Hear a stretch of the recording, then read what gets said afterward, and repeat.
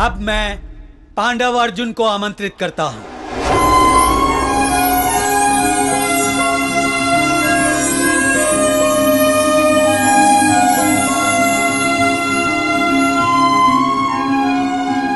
प्रणाम।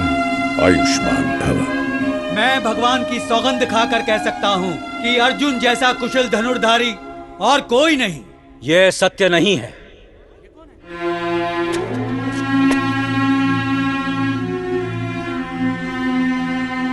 क्षमा करें गुरुजी, आप अनजाने में ईश्वर की झूठी सौगंध ले रहे हैं। मुझे अपना कौशल दिखाने का एक अवसर दिया जाए। मामा श्री, ये अर्जुन की टक्कर का है, बाकी सब माया है, माया। हाँ हाँ दुशासन। भांजे। हाँ मामा श्री। भांजे, तेरे शकुनी मामा को लगता है कि ये जीता जागता पासा तो भगवान ने तुम्हारे लिए फेंका है। आपका संकेत समझ गया मामा श्री। तुम्हें अर्जुन से बड़ा धनुर्धारी होने का गुमान है। पहले ये तो बताओ, तुम हो कौन? मैं कर्ण हूं। कर्ण कौन? ये सारथी अधिरथ का पुत्र है। अधिरथ का पुत्र? एक साधारण सारथी पुत्र के साथ मैं मुकाबला नहीं कर सकता। कर्ण सारथी पुत्र नहीं, मेरा बड़ा पुत्र है। रथ हाँकने वाले के पुत्र, कुत्ता और यज्ञ का प्रसाद खाने की कामना, एक दास पुत्र और राजकुमारों का सामना।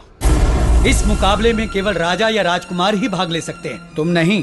तो फिर आप अपने शब्द वापस लीजिए गुरुजी, कि अर्जुन ही त्रिलोक का सर्वश्रेष्ठ धनुर्धारी है।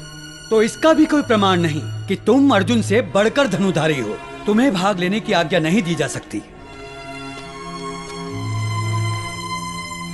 यह अन्याय है।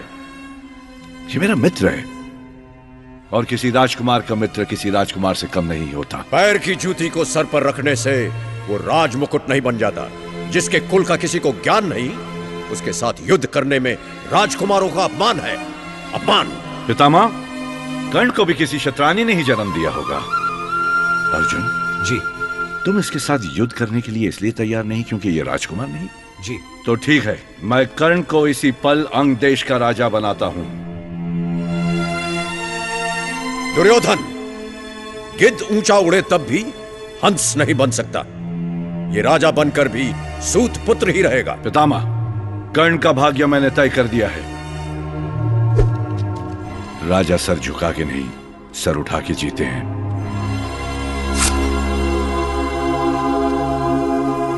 अब तुम्हें इस मुकाबले में भाग लेने से कोई रोक नहीं सकता। मित्र, आज जो तुमने मुझे सम्मान दिया है, इसके बदले में तुम्हारे लिए जान भी दे दूंगा। और अर्जुन से अपने अपमान का बदला उसके प्राण लेकर ही लूंगा। परंतु आज उसके प्राण नहीं, उसका अभिमान छीनना है। और कोई प्रश्न? अर्जुन,